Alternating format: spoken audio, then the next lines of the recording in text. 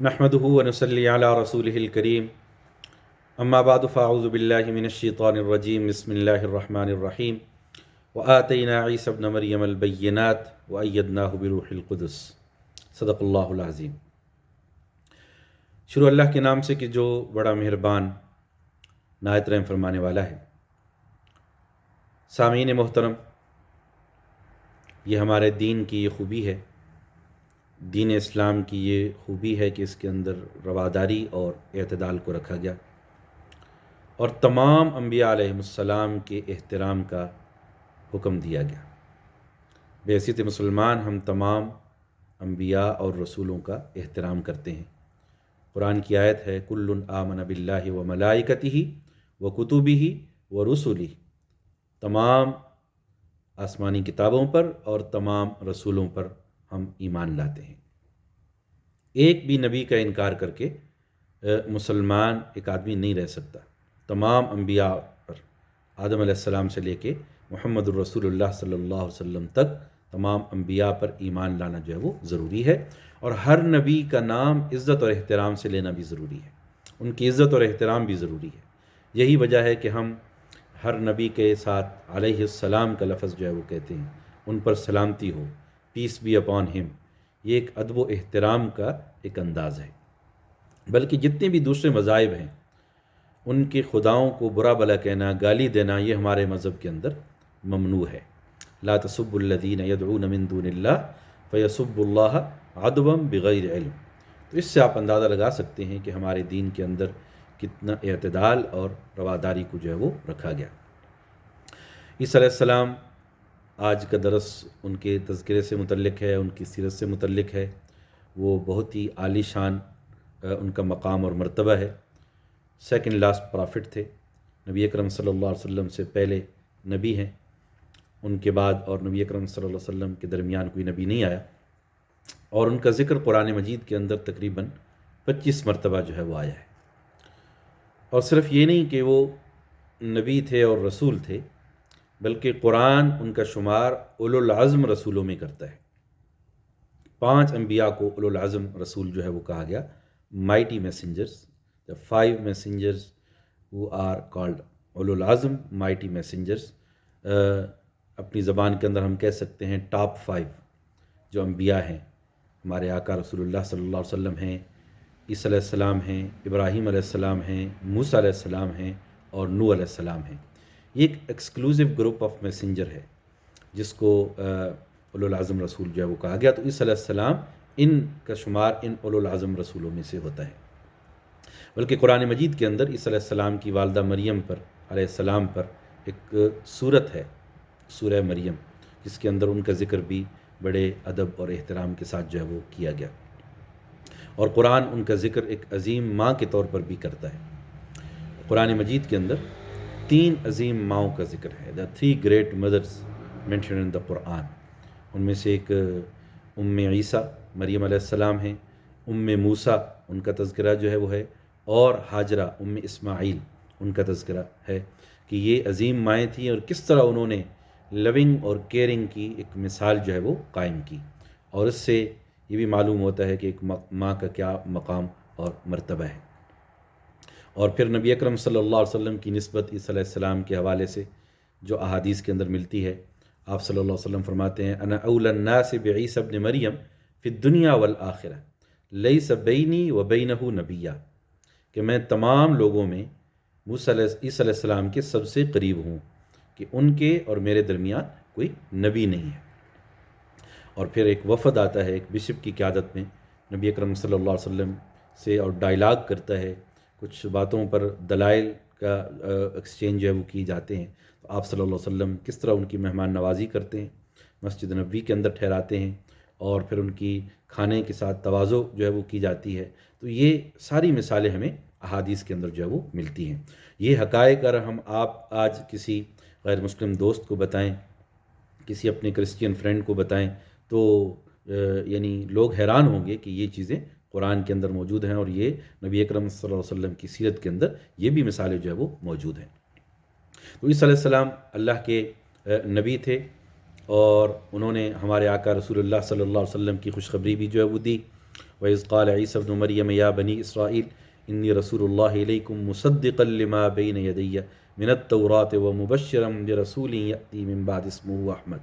تو انہوں نے ہمارے آقا رسول اللہ صلی اللہ علیہ وسلم کی خوشخبری جو ہے وہ دی، اس لیے کہ حضور اکرم صلی اللہ علیہ وسلم کے دو نام تھے، محمد بھی آپ کا نام تھا جو آپ کے دادا نے رکھا، اور آپ کا نام احمد بھی تھا جو آپ کی والدہ نے جو ہے وہ رکھا۔ خود حضور اکرم صلی اللہ علیہ وسلم فرماتے ہیں کہ ان لی اسماء، آئی ہیو مینی نیمز، انا محمد و احمد۔ تو اس طرح آپ کے نام کی خوشخبری عیسیٰ علیہ السلام نے جو ہے وہ دی۔ ایون کہ اگر ہم بائبل کا مطالعہ کریں، آج کی بائبل کا، تو اس کے اندر بھی عیسیٰ علیہ السلام ایک اپنے بعد آنے والی ایک شخصیت کا تذکرہ فرماتے ہیں۔ اس کو معلم کہیں کہا گیا، دی ٹیچر، دنیا کا شہزادہ کہا گیا، دی پرنس آف دا ورلڈ، کہیں ان کو پاکیزہ روح کہا گیا، ہولی اسپرٹ۔ ہمارے نزدیک یہ سارے جو ٹائٹل ہیں جو آج کی بائبل کے اندر بھی موجود ہیں، تو یہ ان پر ہمارے آقا رسول اللہ صلی اللہ علیہ وسلم فٹ آتے ہیں۔ یہ انہی کی خوشخبری ہے جو مختلف الفاظ کے اندر جو ہے وہ دی گئی۔ تو یہ عیسیٰ علیہ السلام، ان کے حوالے سے جو بحیثیت مسلمان ہمیں عقیدہ رکھنا چاہیے کہ وہ اللہ کے نبی تھے اور انسان تھے، دوسرے پیغمبروں کی طرح تھے۔ ان پر انجیل کو اتارا گیا، اس پر بھی ایمان لانا جو ہے وہ ضروری ہے، اور اگرچہ اس میں عمل ہمارے لیے قرآن مجید جو ہے وہ کافی ہے، اور تلاوت کے لیے قرآن مجید کافی ہے۔ عیسیٰ علیہ السلام بھی اگر آج آ جائیں تو وہ بھی قرآن کی تلاوت فرمائیں گے، تو لیکن ایمان آسمانی کتابوں پر ضروری ہے۔ تیسرا، عیسیٰ علیہ السلام کے حوالے سے ہمیں یہ عقیدہ رکھنا چاہیے کہ وہ معجزاتی طور پر پیدا ہوئی ہے۔ ہی واز بورن میراکولسلی، بغیر والد کے جو ہے وہ پیدا ہوئی ہے، اور یہ ایک معجزہ تھا۔ اللہ تعالیٰ نے کچھ معجزات کو دنیا کے اندر رونما کرنا تھا، کہ ویسے تو انسان جب پیدا ہوتا ہے تو ماں باپ کے ملاپ سے جو ہے وہ پیدا ہوتا ہے، لیکن اللہ تعالیٰ نے 3 طرح کے معجزات انسان کی پیدائش کے حوالے سے عطا فرمائے۔ کہ ایک معجزہ کہ ایک انسان کو بغیر والد کے اور بغیر والدہ کے پیدا فرمایا، جیسے آدم علیہ السلام، کہ لوگ کہتے ہیں نا کہ عیسیٰ علیہ السلام بغیر والد کے پیدا ہوئی ہے، تو ایک معجزہ تھا۔ تو اللہ تعالیٰ نے اس سے پہلے اس سے بھی بڑا معجزہ رونما فرمایا کہ آدم علیہ السلام کو عیسیٰ بغیر والد کے اور بغیر والدہ کے پیدا فرمایا۔ ان مثل عیسیٰ عند اللہ کمثل آدم، کہ اللہ کے ہاں عیسیٰ علیہ السلام کی مثال آدم علیہ السلام کی طرح ہے۔ جس طرح آدم علیہ السلام بغیر والدین کے پیدا ہوئے، عیسیٰ علیہ السلام بغیر والد کے جو ہے وہ پیدا ہوئے۔ تو اگر یہی معیار ہے خدائی کا کہ اگر کوئی بغیر والد کے پیدا ہو تو اس کو خدا بنا دیا جائے، تو پھر عیسیٰ علیہ السلام، آدم علیہ السلام تو زیادہ اس کرائٹیریے پر فٹ جو ہے وہ آتے ہیں۔ تو ایک معجزہ یہ کیا گیا کہ ایک انسان کو بغیر والد کے اور بغیر والدہ کے پیدا کیا گیا، اس کی مثال حضرت آدم علیہ السلام ہے۔ اور ایک انسان کو بغیر والدہ کے پیدا کیا گیا، والد موجود ہے، یعنی آدم علیہ السلام کی پسلی سے حوا علیہ السلام کو پیدا کیا گیا، تو ایک لحاظ سے وہ بغیر والدہ کے پیدا ہوئیں۔ اور تیسرے عیسیٰ علیہ السلام کہ جن کو بغیر والد کو جو ہے وہ پیدا کیا گیا۔ تو یہ 3 طرح کے معجزات جو ہے عیسیٰ علیہ السلام کی شخصیت کے حوالے سے جو ہے وہ ملتے ہیں۔ اور پھر میں نے کہا نا کہ کچھ عقائد ان کی زندگی کے حوالے سے بحیثیت مسلمان ہمارا ایمان لانا جو ہے وہ ضروری ہے، کہ وہ اللہ کی توحید کے دعوے دار تھے، اللہ کی توحید کی طرف انہوں نے بلایا، ہمارے آقا رسول اللہ صلی اللہ علیہ وسلم کی خوشخبری دی، اور یہ عقیدہ بھی ان کے حوالے سے رکھنا ضروری ہے کہ ان کی وفات ابھی نہیں ہوئی، وہ آسمان پر زندہ موجود ہیں، اور قیامت سے پہلے جو ہے وہ واپس آئیں گے، اور جب وہ واپس آئیں گے تو مہدی کا ظہور ہوگا اور دجال کا بھی ظہور ہوگا۔ دجال مطلب فریبی، فیک پرافٹ، ایک آدمی جھوٹی نبوت کا دعویٰ کرے گا، اور اس کی نشانیاں احادیث کے اندر جو ہے وہ بتا دی گئیں، اور ایک بہت بڑا فتنہ ہے دجال کا فتنہ۔ جتنی بھی فتنے ہیں ان میں سے سب سے بڑا فتنہ وہ دجال کا فتنہ ہے۔ آدم علیہ السلام کی پیدائش سے لے کے قیامت تک کے آنے والوں فتنوں میں سے سب سے بڑا فتنہ، فشر غائب ینتظر، the worst awaited thing، سب سے بری چیز ہے جس کا انتظار ہم کر رہے ہیں، وہ دجال کا فتنہ ہے، کہ جب ایمان کی حفاظت مشکل ہو جائے گی، پریشانی کا دور ہوگا، مصیبت کا دور ہوگا، سب سے بڑا فتنہ ہوگا، تو اس فتنے سے حضور اکرم صلی اللہ علیہ وسلم نے سب سے زیادہ جو ہے وہ پناہ مانگی۔ عیسیٰ علیہ السلام کی زندگی ایک معجزات والی زندگی بھی تھی، اور ان کو ایسے معجزات عطا کیے گئے جو دوسرے انبیاء کو نہیں دیے گئے. وہ انہوں نے پنگوڑے میں بات کی. He talk when he was new born baby. وہ مردوں کو زندہ کرتے تھے. یہ معجزہ عیسیٰ علیہ السلام کو عطا کیا گیا. مادرزاد اندھوں کو بینائی عطا فرماتے تھے. یہ معجزہ ان کو دیا گیا. مجذوم یا کوڑ کے مریضوں کو یا برس کے مریضوں کو وہ ٹھیک کرتے تھے. یہ معجزہ ان کو دیا گیا. مٹی کے پرندے بنا کر ان میں روح پھونکتے تھے تو وہ اڑنا شروع کر دیتے تھے. یہ معجزہ ان کو دیا گیا. اور لوگوں کو بتا سکتے تھے کہ وہ کیا انہوں نے کھایا ہے اور کیا گھروں میں ذخیرہ کیا ہے. تو یہ تقریباً 6 معجزات عیسیٰ علیہ السلام کو عطا کیے گئے. جو ان پر ایمان لانے والے ہوتے تھے ان کے لیے خاص ٹرم یوز کی جاتی ہے، حواری، کمپینین، ساتھی. جس طرح حضور اکرم صلی اللہ علیہ وسلم کے ساتھیوں کو صحابی کہا جاتا ہے، تو موسیٰ علیہ السلام کے ساتھیوں کو حواری جو ہے وہ کہا جاتا ہے. تو یہ ان کی پوری سیرت کے اندر یہ ساری چیزیں جو ہے وہ ملتی ہیں. اور پھر کس طرح ان کے قتل کا منصوبہ، ان کو سولی پر لٹکانے کا منصوبہ جو ہے وہ بنایا گیا، تو اللہ تعالیٰ نے کیسے ان کو بچا لیا، آسمان کی طرف جو ہے وہ ان کو اٹھا لیا گیا. وما قتلوہ وما صلبوہ، he wasn't killed and he wasn't crucified. ان کو قتل بھی نہیں کیا گیا، ان کو کروسیفائی بھی نہیں کیا گیا، سولی پر بھی نہیں لٹکایا گیا، بلکہ بل رفعہ اللہ الیہ، اللہ نے ان کو اپنی طرف جو ہے وہ اٹھا لیا. ان کے گھر کا جب محاصرہ کیا گیا کہ اندر عیسیٰ علیہ السلام موجود ہیں، تو عیسیٰ علیہ السلام کو تو آسمان پر اٹھا لیا گیا، لیکن ایک سپاہی جو گھر میں داخل ہوا اس کی شکل عیسیٰ علیہ السلام کے اوپر ہو گئی. تو باقی سپاہیوں نے یہ سمجھا کہ یہی عیسیٰ علیہ السلام ہیں جنہوں نے اس کی وردی پہن لی ہے، تو انہوں نے اس کو پکڑ کر سولی پر لٹکا لیا. تو اس طرح عام لوگ تو تھوڑے غلط فہمی میں رہے، لیکن قرآن نے اس کی حقیقت کو جو ہے وہ واضح کیا ہے. تو یہ عیسیٰ علیہ السلام کے حوالے سے یہ عقائد، یہ حقیقتیں یہ اپنے بچوں کو بتانی چاہیے. بعض دفعہ نئی نسل کو یہ باتیں معلوم نہیں ہوتی ہیں اور وہ ناسمجھی میں دوسرے ریسرچ میں بعض دفعہ غلط راستے کی طرف جو ہے وہ چل پڑتے ہیں. قطع نظر اس کے کہ عیسیٰ علیہ السلام کی سیرت اور ان کی تاریخی حیثیت، یہ تو میں نے اس کا خلاصہ آپ کے سامنے جو ہے وہ رکھ دیا ہے. لیکن یہ جب موقع آتا ہے بالخصوص عیسیٰ علیہ السلام کی پیدائش کا، یہ کرسمس کا، تو اس حوالے سے ہمیں، چونکہ آج کے دور میں یہ ایک مذہبی تہوار سے بڑھ کر ایک بہت ہی کمرشلائز ہو گیا ہے اور ایک سوشل ایونٹ کے طور پر بھی آ گیا ہے. اور یہ وہ ایسا موقع ہوتا ہے کہ ویسٹرن سوسائٹیز میں لوگ گھروں کے اندر موجود ہوتے ہیں اور لوگوں سے میل جول کا یہ ایک بہت ہی ایک یہ ہے کہ آسان اور آسان طریقہ بھی ہے کہ آدمی لوگوں سے ملے، ایک تعلق قائم کرے. بحیثیت پڑوسی ویسے بھی پڑوسی کے حقوق ہیں. اگر باقی سال یہ موقع نہیں ملتا یا لوگ اس کو زیادہ اس انداز میں قبول نہیں کرتے، تو یہ ایک ایسا سیزن ہوتا ہے کہ ہر آدمی تعلق بڑھانے کی موڈ میں ہوتا ہے اور ایک جو ہے وہ الیک سلیک کی موڈ میں ہوتا ہے. تو کم از کم اپنے نیبرز کے ڈور کو ناک کر کے ہم اس کو اپنا تعارف جو ہے وہ کرا سکتے ہیں کہ I am from the same plant, میں بھی تمہاری طرح انسان ہوں. اور پھر اس موقع پہ اگر سیزنل گریٹنگز یا فیسٹو گریٹنگز کے ساتھ دوسرے کو ایک تعلق بنانے کے لیے، ایک ربط رکھنے کے لیے جو ہے اگر تعلق بنایا جائے، تو یہ ایک، میں کہتا ہوں کہ یہ اس معاشرے کے اندر بہت ضروری ہے کہ آج کے دور کے اندر ہم بالکل ایک ایلین بن کر نہیں رہ سکتے، ہمیں ایک تعلق رکھنا چاہیے. قرآن بھی یہ کہتا ہے لا ینہاکم اللہ عن الذین لم یقاتلوکم فی الدین ولم یخرجوکم من دیارکم ان تبروہم وتقسطوا الیہم، کہ جو لوگ آپ سے جنگ نہیں کر رہے، آپ کو گھروں سے نہیں نکال رہے، امن کے ساتھ آپ سے رہ رہے ہیں، تو ان سے تعلق رکھنے میں، دوستی رکھنے میں کوئی مذائقہ نہیں ہے. اور نیت یہ ہو کہ میں اپنی ایک صحیح جو میری آئیڈینٹی ہے میں پیش کروں گا، صحیح اسلام کا جو امن والا پیغام ہے میں دوں گا، اپنے عمل سے جو ہے، اپنے رویے سے، اپنی باتوں سے، اپنی اقدار سے، تو انشاءاللہ اس کے اچھے اثرات جو ہے وہ ہوں گے. تو اس موقع پہ تعلق جو ہے وہ رکھنا چاہیے، رابطے کا ایک ذریعہ جو ہے وہ ہونا چاہیے. میں نے جیسے کہا نا کہ پڑوسی کی 2 قسمیں ہیں، حقوق بھی ہیں، اور ان حقوق میں پڑوسی کی 2 کیٹیگریز ہیں. ایک وہ پڑوسی ہے جو آپ کا رشتہ دار بھی ہے، مسلمان بھی ہے، اس سے تو تعلق آلریڈی ہوتا ہی ہے.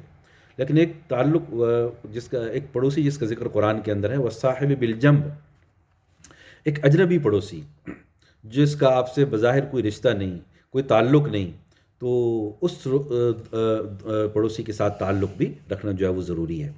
اب جو ہے وہ پڑوسی ضرور نہیں کہ آپ کے ساتھ رہتا ہو گھر میں، گھروں کے اندر رہنا وہ تو ایک کلاسیکل پڑوسی ہے. ایک وہ پڑوسی ہے جو عارضی طور پر آپ کے ساتھ ہے، ٹرین میں آپ کے ساتھ ہے، بس میں آپ کے ساتھ بیٹھا ہے، آپ کا ورک کولیگ ہے، آپ کا روم میٹ ہے.